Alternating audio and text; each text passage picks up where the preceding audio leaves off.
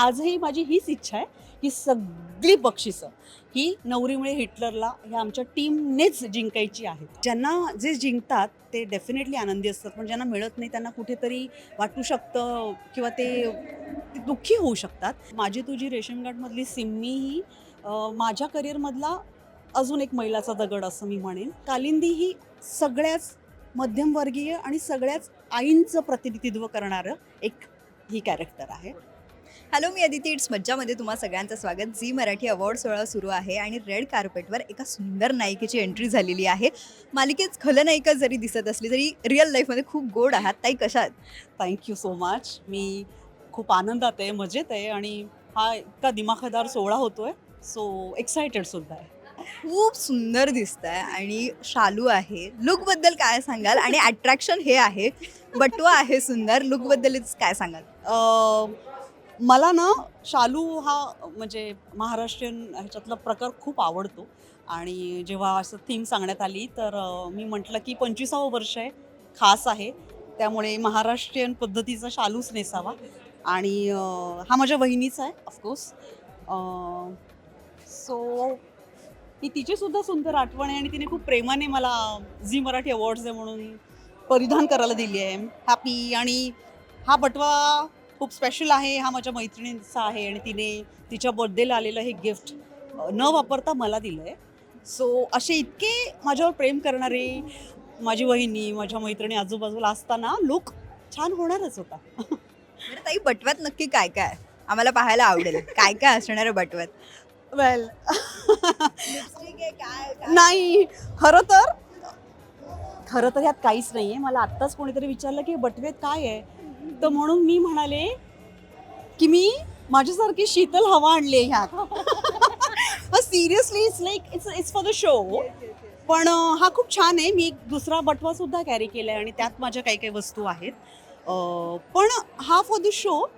पण ऑफकोर्स ह्यात खूप जणांचं प्रेम आहे. खूप जणांचे आशीर्वाद आहेत. सो नाही, मला हे उत्तर आवडलंय, पण शीतल हवा आहे. बरं, आता अवॉर्ड सोहळा आहे आणि खलनायिका साकारताय. मालिकेला प्रचंड नॉमिनेशन्स आहेत. काय सांगाल या अवॉर्ड सोहळ्याबद्दल आणि कोणतं अवॉर्ड हवंय मालिकेसाठी?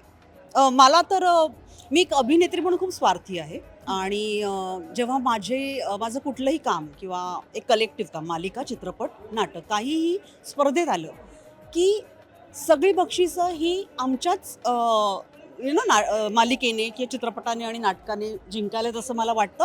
त्यामुळे आजही माझी हीच इच्छा आहे की सगळी बक्षिसं ही नवरीमुळे हिटलरला ह्या आमच्या टीमनेच जिंकायची आहेत. सो हो, तसंच वाटतंय मला. सगळेच अवॉर्ड्स आणि कारण आम्ही सगळ्यांनी नाही, मला वाटतं प्रत्येकजणच खूप मेहनत घेत असतो आणि पुरस्कार हे तुमचं काम चांगलं झाल्याची पोचपावती असतात. ऑफकोर्स त्याच्यामुळे तुम्ही चांगलं काम करते आणि इतर वाईट काम करतात असा त्याचा अर्थ नसतो. ही एक पोचपावती आहे आणि त्याचा तसा स्वीकार करायला हवा.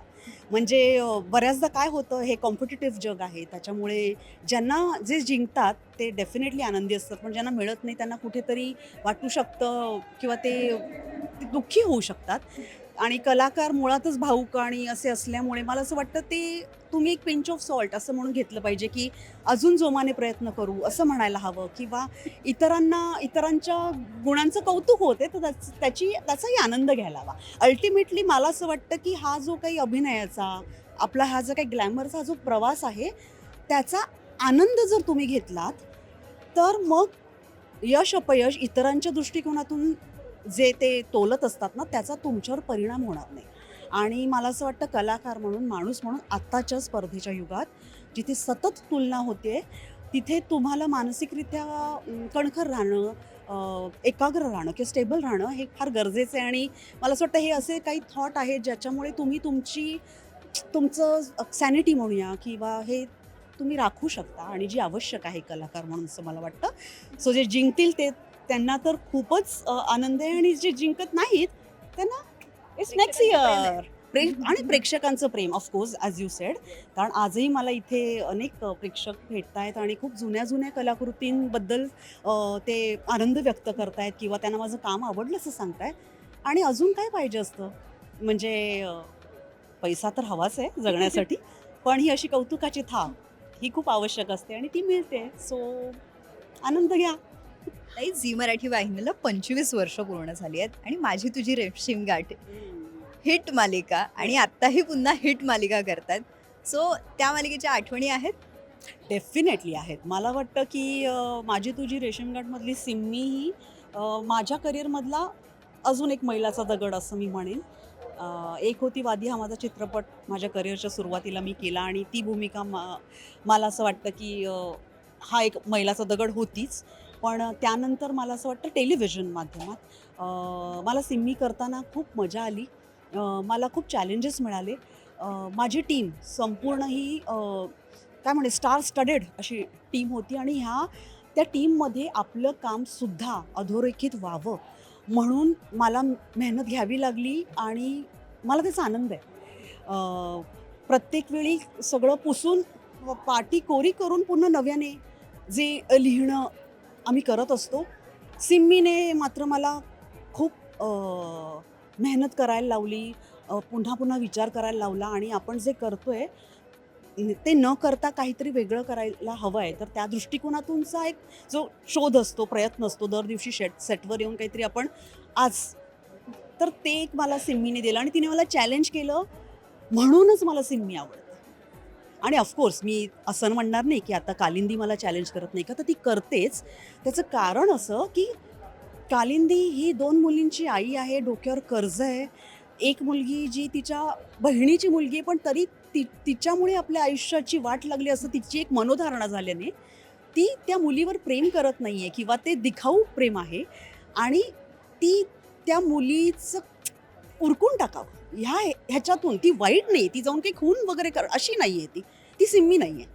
पण कालिंदी अशी आहे, मध्यमवर्गीय बाई आहे आणि तिला असं वाटतंय की नाही, संसार करायला हवा तर प्रेम आवश्यक नाही आहे, पैसा आवश्यक आहे. प्रेम होतं सहवासाने असं तिचं एक प्रॅक्टिकल मत आहे. त्याच्यामुळे मुलीचं लग्न एका अत्यंत अशा मोठ्या विदूर माणसाशी होतंय तरी तिला वाटतं की बरं आहे, श्रीमंत आहे ना. तर हे मला असं वाटतं की अशी थोडीशी काही तिची व्यक्तिरेखा जी आहे ही माझ्यासाठी नवीन आहे. म्हणजे मला ते करता येईल का असं एक मध्यमवर्गीय, कारण आत्तापर्यंत मी म्हणजे सिम्मी जशी केली किंवा त्याच्या आधी पण माझ्या ज्या काही भूमिका मी केल्या ह्या खूप उच्चभ्रू काय म्हणे आर्थिक परिस्थितीतल्या बायका ज्यांना मी रिप्रेझेंट करत होते. पण ही एक अशी बाई आहे जी जी मी माझ्या घरातही बघते. माझी आईसुद्धा आहे तशी. त्याच्यामुळे कालिंदी बघत असताना माझी आईसुद्धा इतकं उत्स्फूर्तपणे तिला प्रतिसाद देत असते. तेव्हा मला कळतं की कालिंदी ही सगळ्याच मध्यमवर्गीय आणि सगळ्याच आईंचं प्रतिनिधित्व करणारं ही कॅरेक्टर आहे. सो कालिंदी खूप जवळची पण आहे आणि शिवाय कालिंदी हे नाव राकेश बापटने दिलंय. माझ्या भूमिकेचं नाव ठरलं नव्हतं आणि मी सुरुवातीला वाचन करत होतो जेव्हा सरांबरोबर, चंद्रकांत गायकवाड आमचे डिरेक्टर, आणि तेव्हा सगळ्यांची नावं काहींची ठरली होती, माझ्या कॅरेक्टरचं ठरलं होतं आणि ते त्यांना पसंत नव्हतं. ते म्हणे की आपण काहीतरी हिला नवीन नाव द्यायला हवं आहे आणि मग काय असं शोधकाम सुरू होतं आणि 2-3 नावं आली त्याच्यात आणि आमचा पहिलाच दिवस होता, त्याच्यामुळे राकेशला तसं ओळखत नव्हतो आम्ही, म्हणजे हाय हॅलो पुरतं. तर तो म्हणाला कालिंदी कसं वाटतंय, आणि माझ्यासाठी हे नाव खूप स्पेशल आहे कारण जगन्नाथ कुंट्यांची कालिंदी नावाची एक अप्रतिम आध्यात्मिक प्रवासावर आधारित कादंबरी आहे आणि हे नाव मला तेव्हापासून माझ्या होतंच असं कुठेतरी आत. आणि त्याने जेव्हा हे नाव सजेस्ट केलं तर मी म्हटलं हां सर, ही कालिंदी आहे, ही कालिंदी मोहिते किंवा कालिंदी वसंत मोहिते असं म्हटलं ह्याचं छान रिदम पण आहे ह्याला, आणि म्हणून कालिंदी हे नाव मिळालं आहे आणि माझे बेहद्द आवडतं नाव आहे आणि त्याच्यामुळे मी सेटवर पण आहे ना त्याच जोमाने येते. कारण कालिंदीचा अर्थ म्हणजे मी शोधलाय तर ते सूर्याचं एक स्त्री रूपाचं असं नाव आहे, सूर्याचं तेज किंवा त्याच संदर्भातलं.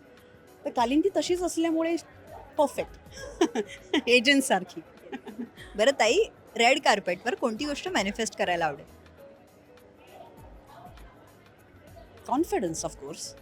असं जसं मी तुला म्हणाले, यश अपयश हा वेगळा मुद्दा आहे. हा प्रत्येकाच्या नजरेतून, काहींच्या नजरेत तुम्ही यशस्वी आहात, काही जणांच्या नजरेतून तुम्ही अयशस्वी आहात. पण मला असं वाटतं तुमचा आत्मविश्वास, तुमची स्वतःवरची निष्ठा, सद्गुरूंवरची अढळ निष्ठा आणि हे जे काही चाललं आहे ते आपल्या भल्यासाठीच चाललेलं आहे हा ठाम विश्वास, मला वाटतं हे सगळ्याचं कॉम्बिनेशन घेऊन येणं रेड कार्पेटवर मला जास्त आवडतं, कारण मला असं वाटतं की तुमच्या विचारांची जी काय म्हणूया तेजस्विता असते ती तुमच्या चेहऱ्यावर, तुमच्या शरीरात उमटतेच. त्यामुळे that's the one thing I carry always. Thank you so much आणि खूप सुंदर दिसतंय आणि अशाच शाईन करा. Thank you. Thank you so much. Thank you for your compliments. आणि अशा कॉम्प्लिमेंट्स मिळाल्या ना की अजून अजून छान वाटतं. So thank you so much. मराठी चित्रपटसृष्टीमधील latest update, original web series, shows, गाणी आणि एंटरटेनमेंटसाठी आमच्या चॅनलला सबस्क्राईब करा आणि बेल आयकन दाबायला विसरू नका.